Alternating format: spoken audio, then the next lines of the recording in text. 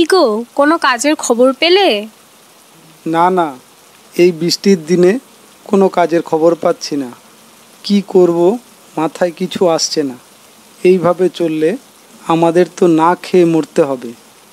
তুমি এত ভেঙে পড়ছো কেন? এই বৃষ্টির দিনে তুমিই বা কি করবে? তুমি তো রোজ কাজের খোঁজে যাচ্ছ, কাজ না পেলে কি করবে? তবে এইভাবে চললে কয়েকদিনের মধ্যে ঘরে যা চাল ডাল আছে সব ফুরিয়ে যাবে।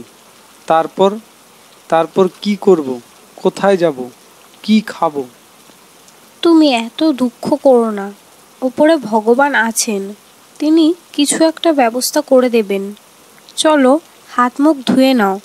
আজকে ভাত ডাল আর লাউ বানিয়েছি, খাবে চলো। চলো খেয়ে নিই। এই বলে তারা খেতে বসলো। খাওয়া দাওয়া সেরে তারা ঘুমিয়ে পড়ল। পরের দিন সকালে। গিন্নি, আমি যাচ্ছি পরেশের দোকানে, গিয়ে দেখি যদি কোনো কাজ পাওয়া যায়। সব জায়গাতেই তো গিয়ে দেখলাম, কারো কাছেই তো কাজ নেই। শেষমেশ পরেশদার দোকানটাই ভরসা। না না, তোমাকে পরেশদার দোকানে কাজ করতে যেতে হবে না। তুমি অন্য কারো দোকানে গিয়ে দেখো, অন্য কোথাও কাজ পেলে সেইখানেই কাজ করো। দেখি, প্রথমে অন্য জায়গাতেই যাব। যদি কাজ না পাই, পরে পরেশদার দোকানে কিছুদিনের জন্য কাজ করব। এই হলো পরেশ। তার দোকানের নাম শুনলেই কেউ তার দোকানে কাজ করতে চায় না। কারণ তার দোকানে কাজ মানে 10 ঘন্টা ডিউটি নয়, 14 ঘন্টা ডিউটি, আবার টাকাও দেবে কম। বলো, এই নে 150 টাকা, আজকের মজুরি। দাদা, আপনি তো বলেছিলেন 200 টাকা দেবেন, এখন কেন 150 টাকা দিচ্ছেন? আবার আমি সকাল থেকে সেই রাত পর্যন্ত কাজ করলাম। আপনি তো বলেছিলেন 10-20 টাকা বেশি দেবেন। হ্যাঁ, বলেছিলাম ঠিকই, কিন্তু সেটা 200 টাকা নয়, 150 টাকা। আর তুই খুশি হবার কথা বলছিস? তুই তো দেখছিসই দোকানের বেচা কেনার অবস্থা। বেচা কেনা তো একদমই নেই, তাহলে তোকে বেশিটা দেই কি করে তুই বল।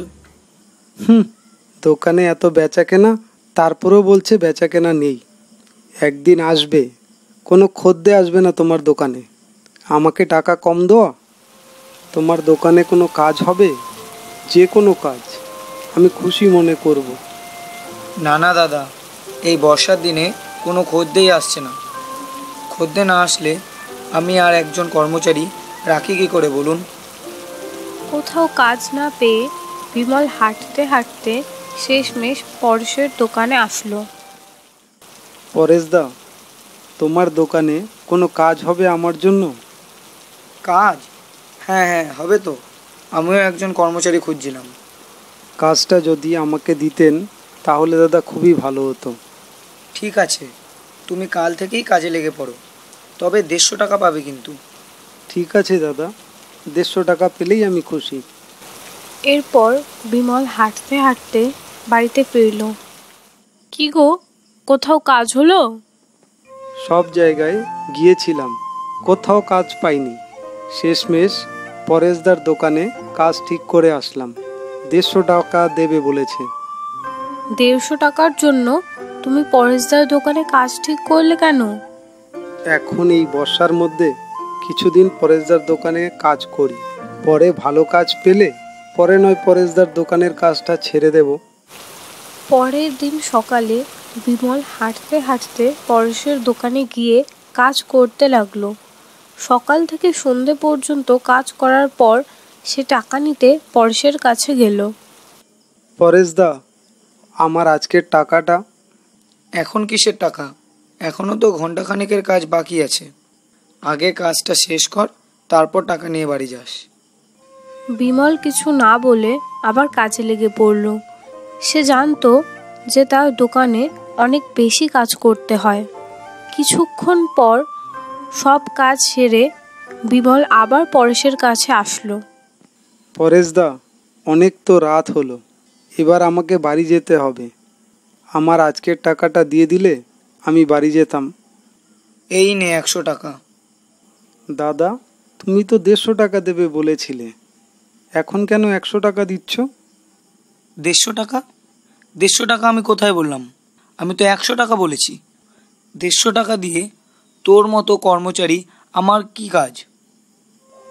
বিমল কিছু না বলে মুখ বুজে 100 টাকা নিয়ে বাড়িতে ফিরে আসলো। পরেশদা যতটা খারাপ ভেবেছিলাম তার থেকে অনেক বেশি খারাপ। 150 টাকা দেবে বলে আমাকে কাজে রাখলো, কাজ করিয়ে 100 টাকা দিল। তোমাকে আর ওই দোকানে কাজ করতে হবে না। দেখো তো একদিনই তোমার শরীরের কি অবস্থা হয়েছে। হাত মুখ ধুয়ে আসো, আজ খিচুড়ি আর বেগুন ভাজা বানিয়েছি, খাবে এসো। কি বললে? খিচুড়ি আর বেগুন ভাজা? আমি এখনই আসছি। এই বলে বিমল খেতে বসলো। আহ, তোমার হাতের খিচুড়ি আর বেগুন ভাজার জবাব নেই। খুব ভালো হয়েছে খেতে। তোমাকে একটা কথা বলি, তুমি পরেশদার দোকানের কাজটা ছেড়ে দিয়ে নিজেই একটা দোকান দাও না, আমরা খিচুড়ি আর বেগুন ভাজা বিক্রি করব। দোকান কি করে দেব? আমাদের কাছে তো খাবারের টাকাই নেই। আমার কাছে যে কটা গয়না আছে তা বিক্রি করে দিই, আর সেই টাকা দিয়েই আমাদের দোকান হয়ে যাবে। না না, তোমার গহনা বিক্রি করতে হবে না। বিয়ের পর তো একটা গহনাও গড়িয়ে দিতে পারিনি। যে কটা গহনা বাড়ি থেকে এনেছিলে সেইগুলো বিক্রি করে দেব? না না, সেটা হয় না। দেখো আমাদের দোকান ভালো চললে তো আবার গহনা গড়িয়ে নেওয়া যাবে। এই বলে বিমলের স্ত্রী তার গহনার বাক্স বিমলকে দিল। বিমল সেগুলো বিক্রি করে একটা দোকান খুলল। আসুন আসুন, খিচুড়ি আর বেগুন ভাজা খেয়ে যান, মাত্র 30 টাকা প্লেট। এই শুনে কিছু লোক তার দোকানে খেতে আসলো। আহ, কি দারুণ খেতে! এত কম দামে খিচুড়ি আর বেগুন ভাজা এই বর্ষার দিনে খুব ভালো লাগলো। বিমল যত খিচুড়ি বানিয়েছিল তা বিক্রি হয়ে গেল। সারাদিন খিচুড়ি বিক্রি করে বিমল বাড়িতে ফিরল। জানো গিন্নি, আজকে সব খিচুড়ি বিক্রি হয়ে গেছে। আর এই দেখো কত টাকা লাভ হয়েছে। এইভাবে বিক্রি হলে আমাদের দোকান কিছুদিনের মধ্যেই অনেক বড় হয়ে যাবে। পরের দিন বিমল আবার খিচুড়ি নিয়ে তার দোকানে গেল। বিমল দোকানে গিয়ে দেখে অনেক খদ্দের তার দোকানে তার জন্য অপেক্ষা করছে। দাদা, তোমার জন্য অপেক্ষা করছিলাম, আর সাথে কয়েকজনও নিয়ে আসলাম। পরেশের দোকানের 80 টাকার খাবার থেকে অনেক ভালো তোমার দোকানের খিচুড়ি আর বেগুন ভাজা। ধন্যবাদ দাদা, এই নিন আপনার খিচুড়ি আর বেগুন ভাজা। দেখতে দেখতে বিমলের সব খিচুড়ি শেষ হয়ে গেল এবং ধীরে ধীরে বিমলের দোকান বাজারের সবথেকে বড় দোকান হয়ে গেল, আর তার খিচুড়ির প্রশংসা সব জায়গায় ছড়িয়ে পড়ল।